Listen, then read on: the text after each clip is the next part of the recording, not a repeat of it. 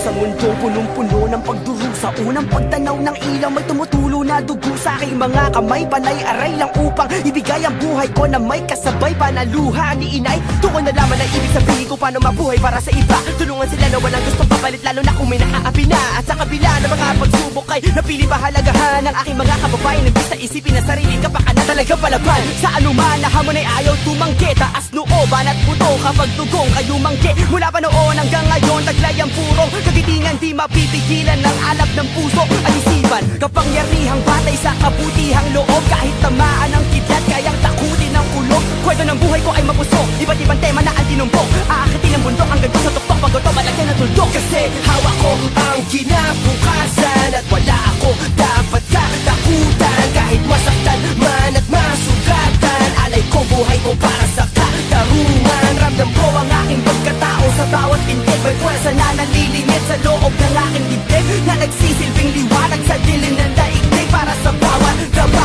handang tumindig. Isinilang sa mundo punong-puno ng pagdurusa. Unang pagtanaw ng ilaw, may tumutulo na dugo sa aking mga kamay. Panay-aray lang upang ibigay ang buhay ko na may kasabay panaluha ni inay. Doon ko nalaman ang ibig sabihin ko paano mabuhay para sa iba.